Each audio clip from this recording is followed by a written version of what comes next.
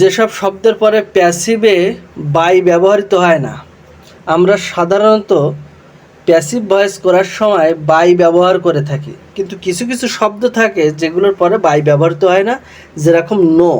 No ভার্বের পরে আমরা টু ব্যবহার করব বা টু বসে। এটা 30তম বিসিএসে আসছে। যেমন আই নো হিম, একে যদি ভয়েস চেঞ্জ করা হয় he is known to me, এখানে নোনের পরে বাই হবে না, টু হবে। একই ধরনের প্রশ্ন, যে কোনো ব্যক্তির উপর বিরক্ত বোঝাতে অ্যানয়েড উইথ ব্যবহৃত হয়, অ্যানয়েডের পরে উইথ ব্যবহৃত হয়, কিন্তু বস্তু বা কাজের উপর বিরক্ত বোঝাতে অ্যানয়েডের পর অ্যাড বসে। যেমন দে অ্যানয়েড আস, এখানে ব্যক্তি বোঝাচ্ছে, যার জন্য আমরা we were annoyed with them, যেহেতু ব্যক্তি বুঝাইছে তাই উইথ ব্যবহৃত হবে।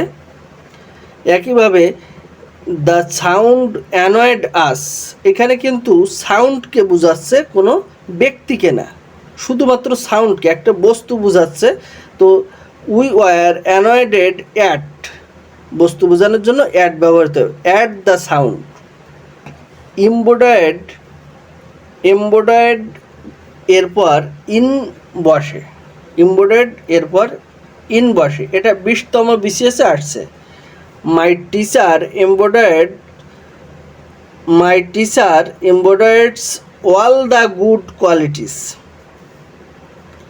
All the good qualities are embroid in ব্যবহৃত হবে ইন মাই টিচার, যেহেতু আমাদের এমব্রয়েডের পর বাই বসবে না, এটা 20তম বিসিএসে আসছে।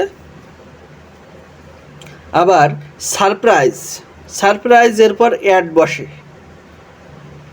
এটা খুলনা ভার্সিটি অ্যাডমিশন 15-16 সালের বি ইউনিটে, ইউনিট বিতে আসছে।